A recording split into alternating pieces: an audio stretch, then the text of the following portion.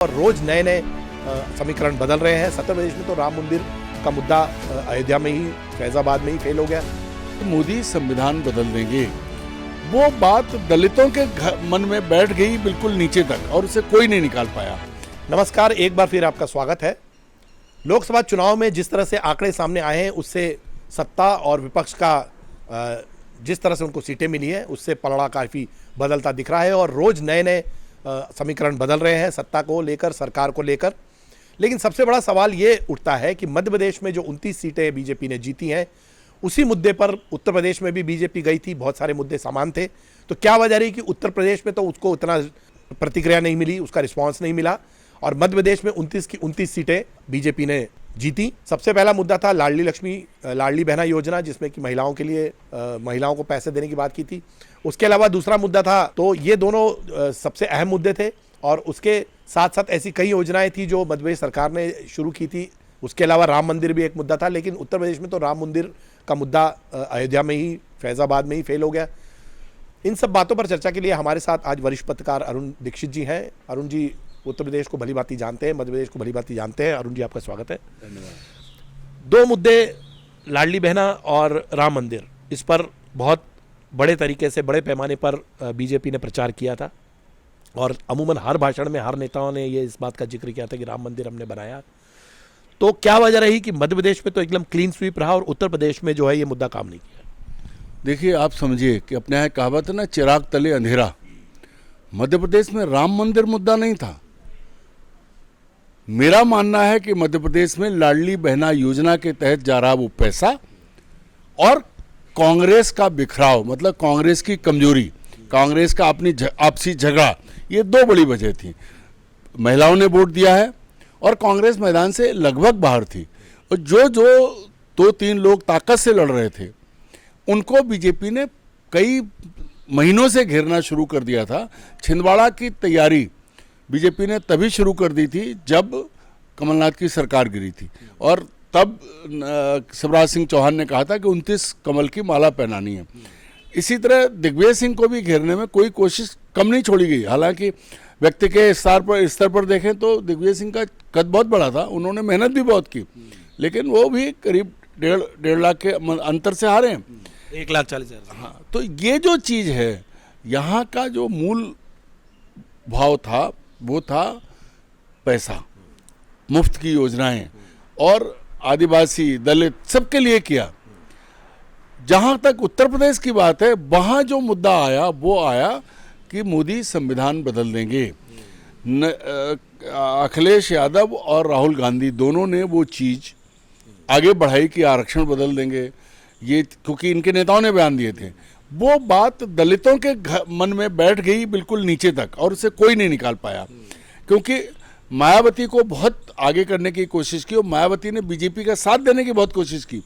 इसी के चलते उन्होंने अपने भतीजे को, जिसे अपना उत्तराधिकारी बनाया था, बहुत अपमानित करके बीच चुनाव में न केवल उसके पद से हटाया, पार्टी से ही घर बढ़ा दिया। इसके बाद भी मायावती ने नुकसान पहुंचाया है। ऐसा नहीं है कि अगर मायावती के प्रत्याशी नहीं होते तो बीजेपी और कम सीटें जीतती। कम से कम 10 सीटें मायावती ने जिता दी हैं बीजेपी को, लेकिन मायावती खुद अपना जनाधार पूरी तरह से खो बैठी। जो उनके समाज का वोट था वो भी उनके साथ नहीं गया, लोग हाथी छोड़ के साइकिल पे बैठ गए, और कुछ कांग्रेस में चले गए। अरे वही है, वो बात वही है, क्योंकि वहाँ गठबंधन था कांग्रेस और हाँ, तो सपा और कांग्रेस एक पे थे। कांग्रेस 2 से 6 हो गई है, 3 गुनी 300% वृद्धि हुई है, और अखिलेश को भी बहुत बड़ा, इससे बड़ा मौका उनके पिता को भी नहीं मिला था, इतना बड़ा मौका जो उन्हें मिला है। इसकी मूल वजह है कि दोनों लड़के, अभी लड़के ही कहे जाएंगे, हालांकि वो अब बाप बन चुके हैं, राहुल की शादी नहीं हुई है। इन दोनों शहजादों ने मिलके जो मुद्दा पकड़ा, जो नब्ज भापी, वो लाल किताब संविधान की, वो काम कर गई। वहाँ जो देखिए, प्रधानमंत्री के पास पूरे चुनाव में कहने को क्या था, वो मुसलमानों के नाम पे धमका रहे थे, वो मंदिर, मस्जिद, गाय, बैल, भैंस, मंगलसूत्र, मतलब आप सोचिए, देश का प्रधानमंत्री मंगलसूत्र छीनने की बात कहता है, भैंस खोल ले जाने की बात कहता है, फिर मुजरा कराने की बात कहता है, और उससे आगे वो लोगों से कहता है आपको मुफ्त अनाज मिल रहा है, उसका एहसान तो उतारोगे। इससे किसी और मुद्दे पे बात नहीं की उन्होंने। मतलब जो वर्बेटिम शुरू में था चुनाव के पहले, जो जिस तरह के बीजेपी के हालात थे वो बिगड़ते चले गए पूरे टाइम। लगातार बिगड़े। उसकी एक वजह ये थी कि मोदी ने हर चीज अपने हाथ में ले ली थी, आत्म केंद्रित गारंटी मोदी की थी। बीजेपी कहीं चुनाव नहीं लड़ रही थी, हर जगह मोदी थे। तो उसका खामियाजा और ये धमकी, जो 4 लोगों ने कहा कि संविधान बदल देंगे, संविधान में संशोधन करेंगे, वो दलितों को, पिछड़ों को, गरीबों को वो जो है वो घर कर गई उनके मन में कि हाँ ये हो जाएगा। उसका खामियाजा उत्तर प्रदेश में नरेंद्र मोदी ने भुगता है।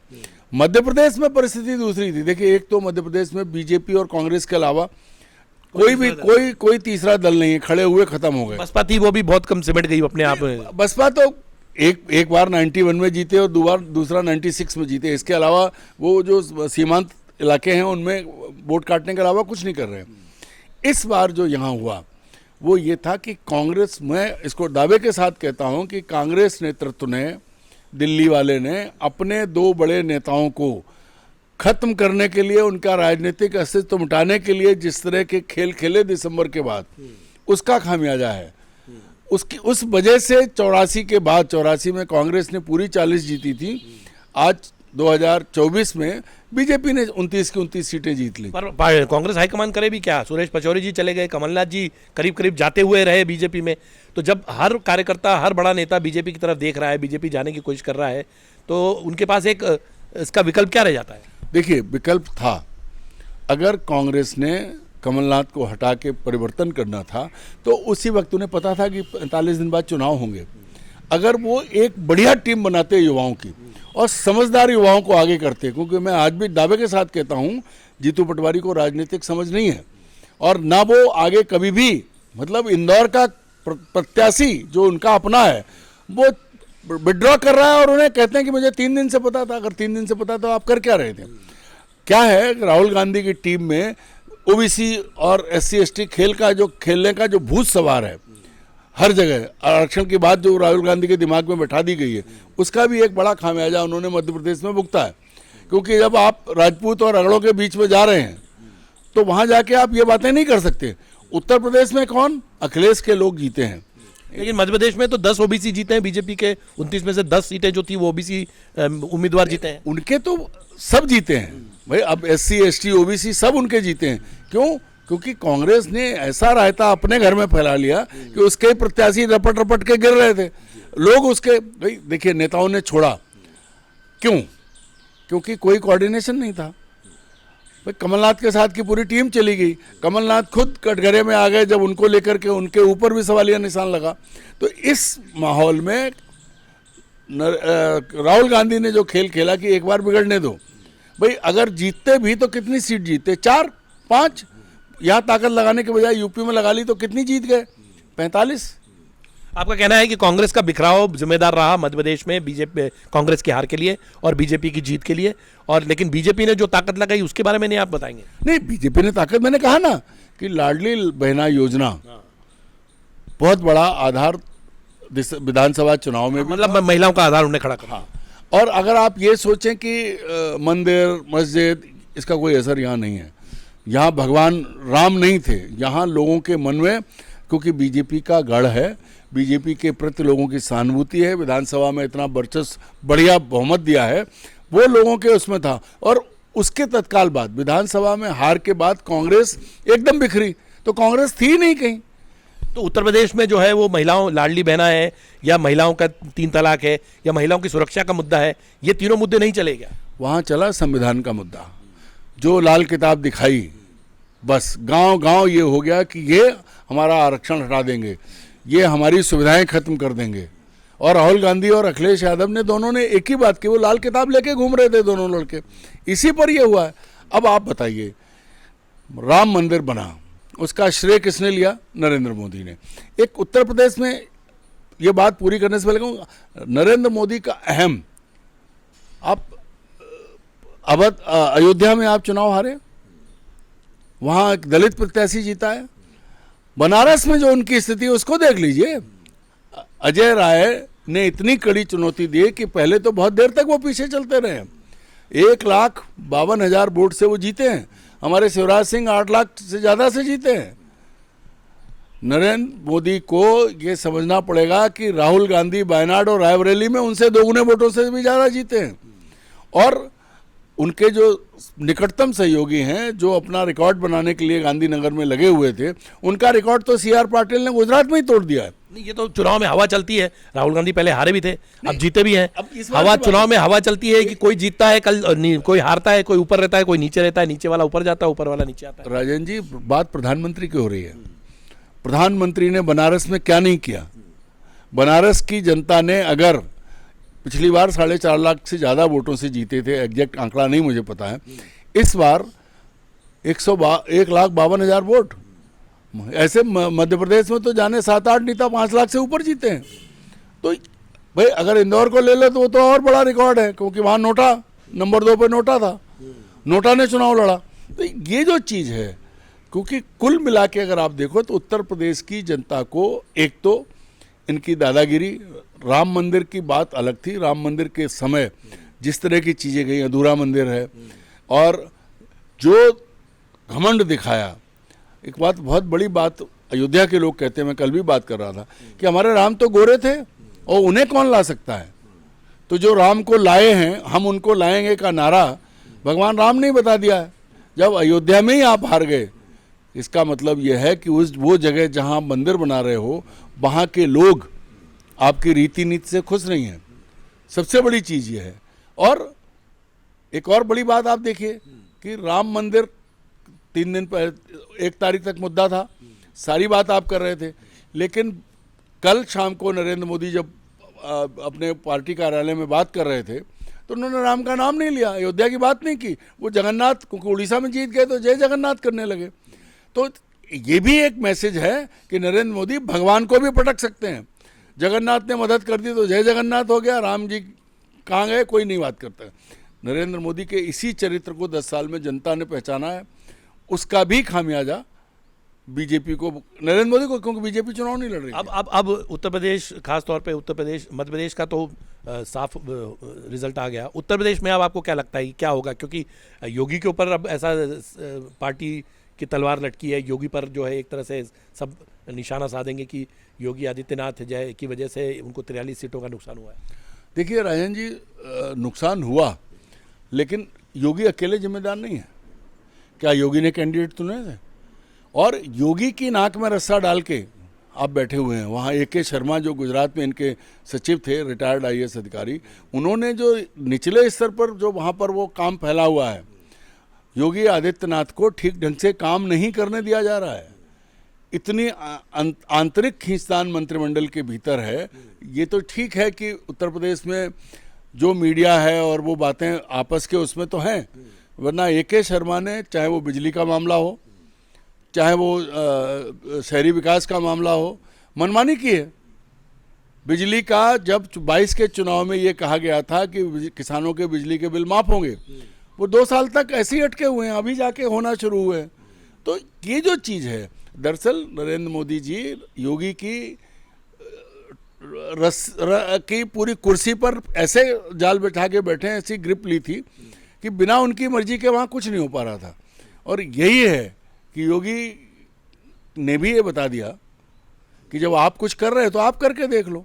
अब जैसा कि कयास लगाए जा रहे हैं कि शायद तोड़ फोड़ो, हॉर्स ट्रेडिंग हो, यूपी के कुछ सांसद जो हैं वो NDA को मदद कर सकते हैं या उसमें इनडायरेक्टली जा सकते हैं, एक ये संभावना चल रही। दूसरी ये चल रही है कि मोदी जी के साथ में नीतीश कुमार हैं और चंद्रबाबू नायडू हैं। इन दोनों का में चंद्रबाबू नायडू तो साफ अपना बयान दे चुके हैं कि वो NDA के साथ में, लेकिन नीतीश कुमार को लेकर भी कई तरह की अटकलें चल रही हैं। कुल मिला के आप किस नज़र से देखते हैं कि आने वाली सरकार बनेगी, नहीं बनेगी, मोलभाव होगा, हॉर्स ट्रेडिंग होगा, क्या होगा? देखिए, एक बात समझ लीजिए, आज समाजवादी पार्टी और कांग्रेस के जो लोग उत्तर प्रदेश से जीत के आए हैं, उनमें इतनी अब हिम्मत नहीं होगी कि वो पार्टी छोड़ के दूसरी तरफ जाए, क्योंकि मोदी पिछले 10 साल से जो करते आ रहे हैं सबने देख लिया। मोदी ने जिन लोगों को अपने साथ लिया उनकी क्या हैसियत है। जो कांग्रेस से गए लोग, एक ज्योतिरादित्य सिंधिया को छोड़ दो या एक हेमंता बिस्वा शर्मा का छोड़ दो, बाकी कहाँ हैं, किस हाल में पड़े? सबको पता है कि मोदी सिर्फ यूज एंड थ्रो में यकीन रखते हैं। पहली चीज़ ये है, वो उन पर कोई वो नहीं करेगा। लेकिन अगर चूंकि इनकी आदत है, वो कहते हैं मैं गुजराती हूँ, व्यापार मेरे खून में है, तो वो कोशिश तो करेंगे, पर लाएंगे कहाँ से?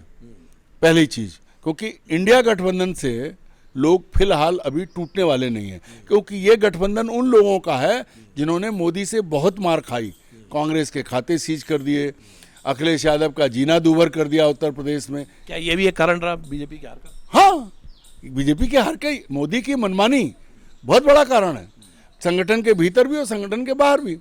जो उनका घमंड का ये देख लीजिए कि अब उन्होंने अयोध्या में हार के बाद राम का नाम नहीं लिया, तो ये क्या है जो। और दूसरी बात जो है नीतीश और रेड्डी की, तो चंद्रबाबू नायडू और नीतीश कुमार अपने अपने इलाके के हैं, दोनों ने मोदी के धोखे दोनों ने देखे हैं, नीतीश ने बहुत ज़्यादा देखे हैं, और नायडू ने जो झेला है, जेल में रहे और बहुत परिवार को परेशान हुआ, तो आज नायडू पूरी ताकत से आए हैं।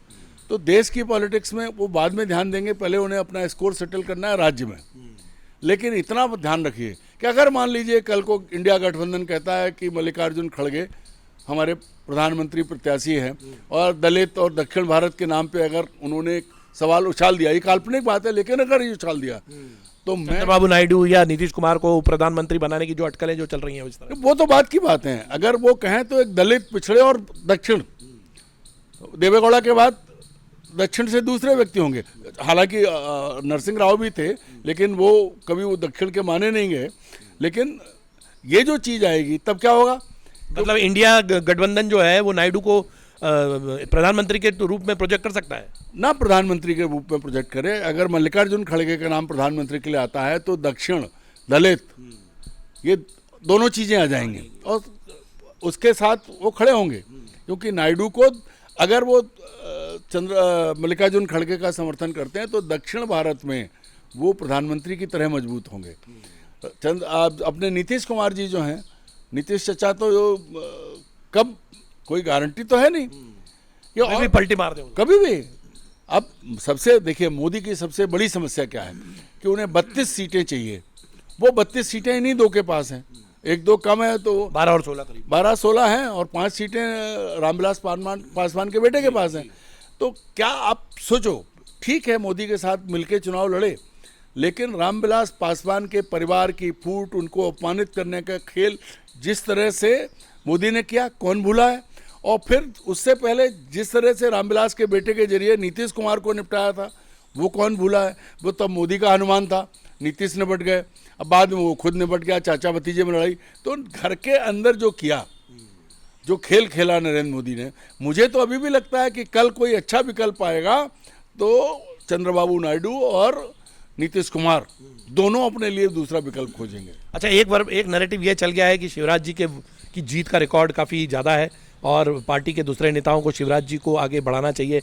ये नैरेटिव एक तरह से क्यों चल रहा है? देखिए, एक बात सुनिए, राजनीति में शिवराज सिंह चौहान मोदी से सीनियर है। शिवराज सिंह चौहान का दूसरा सबसे अच्छा पक्ष है कि वो सबके साथ सब उन्हें स्वीकार करते हैं, उनकी विनम्रता को लेकर के कोई सवाल नहीं। और उन्होंने कभी भी राजनीति में अपने दुश्मनों को निपटाया होगा, लेकिन डंके की चोट पे माइक पे खड़े होकर देख लूंगा 8 पुस्तका, इस तरह की भाषा की बात उन्होंने नहीं की है। हालांकि नरेंद्र मोदी के दबाव में आके वो ये दिग्विजय सिंह किया उन्होंने थोड़े दिन, लेकिन वो बदल गए। एक दूसरी चीज, उनकी विनम्रता, संघ में उनकी घुसपैठ, क्योंकि 18 साल मुख्यमंत्री के कार्यकाल के तौर पर हर दृष्टि से, जिसमें आर्थिक भी शामिल है, संघ की सबसे ज्यादा मदद शिवराज सिंह चौहान ने की है।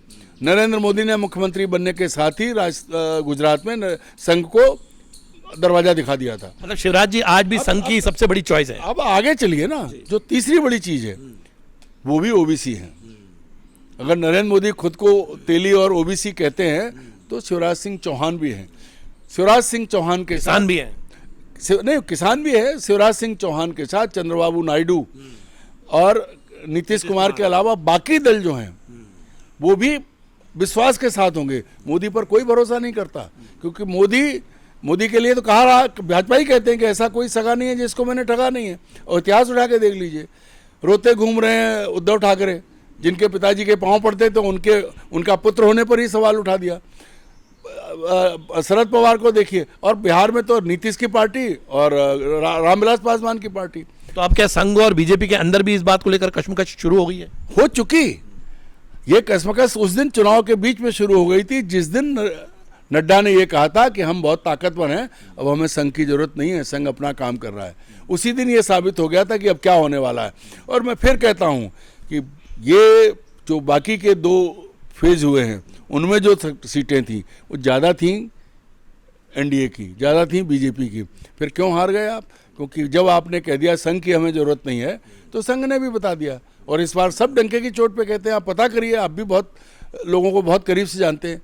विधानसभा चुनाव में संघ पूरी ताकत से लगा था, लोकसभा चुनाव में संघ के लोग घर बैठे थे। नहीं, पर संघ ने कभी ऐसा इस तरह का कभी रवैया नहीं दिखाया है कि उनको नहीं पूछ रहे हैं तो वो बिल्कुल पार्टी के खिलाफ जाएंगे या संघ अपनी विचारधारा के खिलाफ जाएगा।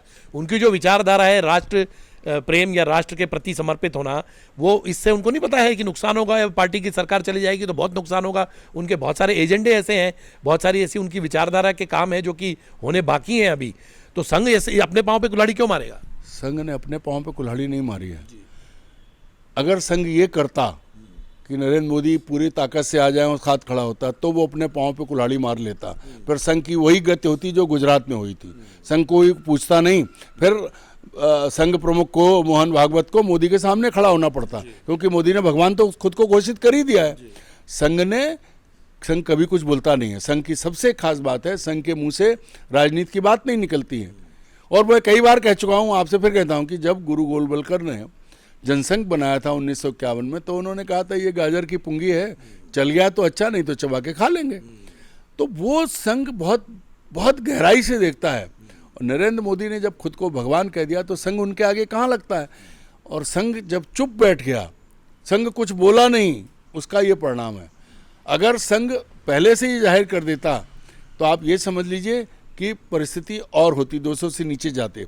एक बात और है, अब संघ अपने विकल्प खुले रखे पार्टी के भीतर और वो अपने लिए नया घोड़ा तलाश रहा है, उसे सवारी करनी है। या कहें विक्रम बेताल वाली स्थिति है कि संघ तो बेताल है, उसको तो कंधे पर लटकना है। जो विक्रम उस संघ के हिसाब से चलेगा उसके कंधे पे वो लटका है, जैसे ही जवाब सवाल हुए वो तो छोड़ के चला जाएगा। तो क्या यही वजह है कि कुछ नेता जो हैं दिल्ली पहुंचे हैं बीजेपी के, नीतीश कुमार और चंद्रबाबू नायडू तो शाम को बैठक में होंगे ही, लेकिन इसके पहले एक बीजेपी की बैठक अंदरूनी हो रही है, उस पर भी, उसको लेकर भी घमासान मचा हुआ है? नहीं, घमासान तो नहीं कह सकते हम, क्योंकि हम बाहर हैं, दूर हैं, लेकिन ये पक्का है कि राजनीति बहुत अच्छी तरह से चल रही है। और एक बात और राजन जी, पिछले 10 साल में बीजेपी कांग्रेस भारत से हटाने के चक्कर में कांग्रेस मुक्त भारत के करते करते कांग्रेस युक्त हो गई है। तो जो चरित्र कांग्रेस का था वो अब पूरा बीजेपी का है। अगर आप सिर्फ वैसे देखें तो जैसे गांधी परिवार की मनमानी चलती थी, जैसा मोदी कहते थे, ठीक वैसे ही मोदी और अमित शाह की मनमानी चली है। तो अब बहुत सारी चीज़ें हैं, पहली बार ऊंट पहाड़ के नीचे आया है। बिल्कुल सही कहा। तो आपने तो देखिए, सबसे बड़ी बात यह है कि बीजेपी के अंदर भी इस बात को लेकर काफ़ी कश्मकश की स्थिति है, संघ में भी इस बात को लेकर काफ़ी कश्मकश की स्थिति है और इस बात पर चर्चा चल रही है कि आगे क्या कदम उठाए जाए। और उसके अलावा एनडीए में जो कि शाम को उनकी बैठक होने वाली है, उसको लेकर भी एक पूरी बहस जिसे छिड़ी हुई है कि आगे की क्या रणनीति होना चाहिए। लेकिन अहम सवाल ये है कि क्या बीजेपी की सरकार, एनडीए की सरकार फिर से नीतीश कुमार और चंद्रबाबू नायडू के मदद से बनेगी और उसके क्या क्या विकल्प रहेंगे, किस तरह की शर्तें रहेंगी, ये बड़ा देखना बड़ा दिलचस्प होगा। आप हमें इस मुद्दे पर अगर आपकी कोई राय है तो ज़रूर लिख भेजिए और आपके सपोर्ट के लिए बहुत बहुत धन्यवाद।